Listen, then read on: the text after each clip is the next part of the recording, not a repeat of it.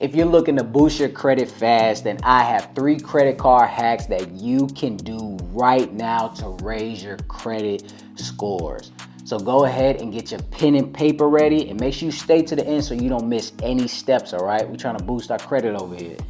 And with that being said, let's dive in. All right, guys, before we get started, the only thing that I ask you to do is click that like button for me. It really helps my channel out, and I really appreciate you guys' support for doing that. Now, back to these credit card hacks. Now, you have to understand that your credit is broken down into different factors, such as payment history, amounts owed, length of credit history, credit mix, and new credit, or AKA inquiries.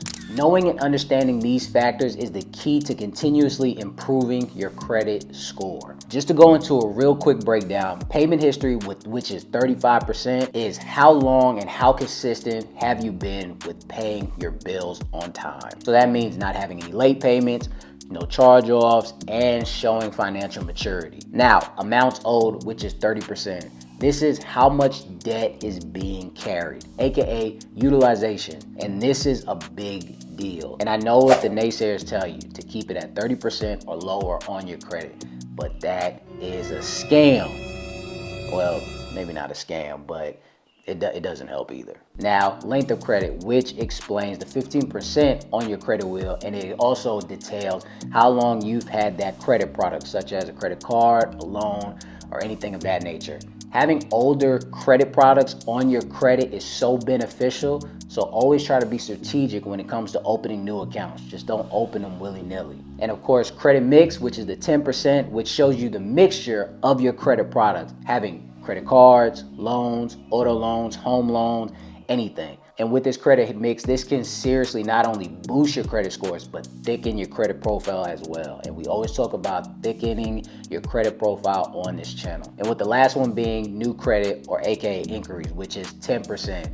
And this is if you tried to access any new product. So with everything that I just explained, you have to keep everything in mind when it comes to utilizing your credit for whatever purpose that you need. Now, let's get into the actual credit card hacks, with the first one being using your credit card like a debit card.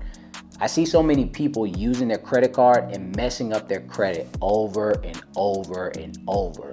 I always tell people, if you don't have the money, don't spend it like you do. Because at the end of the day, guys, that money adds up. And if you keep saying, oh, I'll just pay the minimum balance, your utilization will continuously go up. And so will that minimum payment, until it comes to a point where you can't pay it. And that's where the late payments come about. That's where the charge-offs, the collections, things of that nature. You don't want that. And this is where it's going to continuously mess up your credit over and over and over. Do you know how bad a late payment messes up your credit, especially a new one? That can mess you up over 100 points across the board.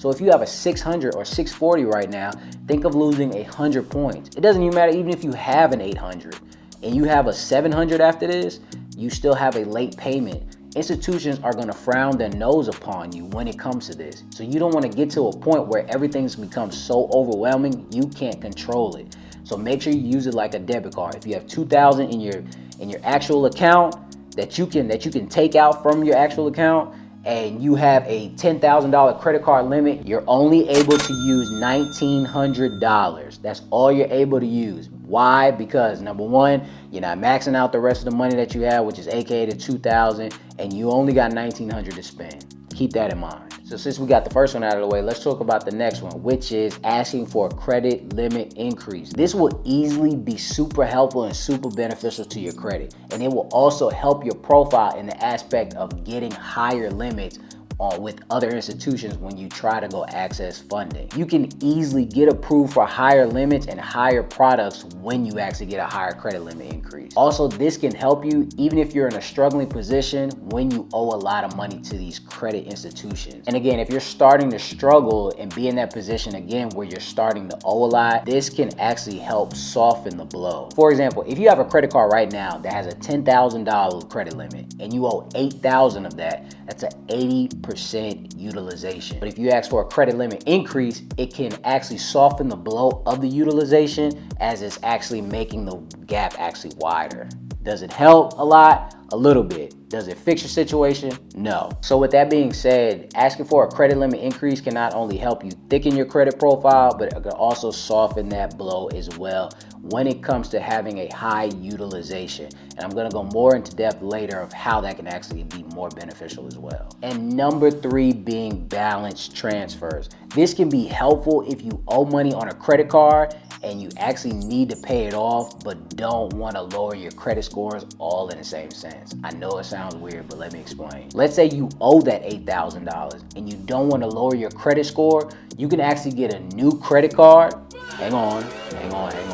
Before you start going crazy in my comment section telling me, yo, you just trying to get me in more debt, things of that nature. Let me explain. Chill.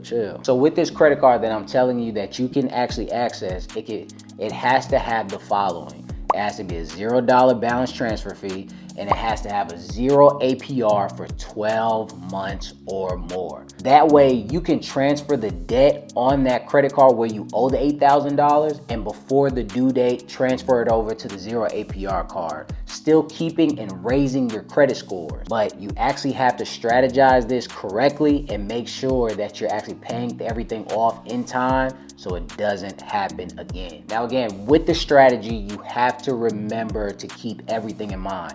So if your due date for the $8,000, $10,000 credit limit is due on the 20th, but with your 0 balance transfer fee credit card, everything is not due until the 15th of the following month. So what you can do is take that $8,000 that you owe, transfer it to the 0 APR credit card, and then when the actual due date comes on the 20th for your original card, there is no balance there.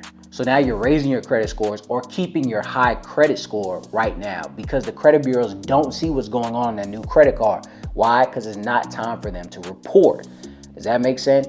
But you have to keep in mind that, okay, when that time comes, when I actually have to pay that, you can either transfer it back over to that credit card, to the original credit card when that credit card is due, or you can just keep it there if you want. And it's kind of like a deferment. You will see your credit utilization go up again, but again, it's 0 APR, no fees tacked with that or anything. But again, if I was you, I would switch it back and forth. Yes, for the next 12 months, you're gonna have to do that. It might be a headache, but hey, you got in a situation, I'm just trying to help you get out of it. So this is one of the best ways to do it. And you don't use that card for anything else, nothing. I don't care if they give you a $100,000 credit limit. You don't use it for anything but to pay that debt off within 12 months. Find a plan. Also, you can boost your credit by accessing primary trade lines while using your credit card. So you're still thickening your credit profile by boosting it by 100 points or more just by using the primary trade lines. And if you ever need any, click the link in my bio right now and you can access some. I have some that are super affordable and super simple to use, and they're kind of on autopilot all at the same time. So click the link in my bio. So again, just by using these hacks, you can see your credit score shoot up 60 or 100 points easily. I hope you found this video helpful. And if you know anybody that's struggling with credit, send them this video too so they can go ahead and utilize the information as well. I want to thank you guys for stopping by. And until next time, ladies and gents.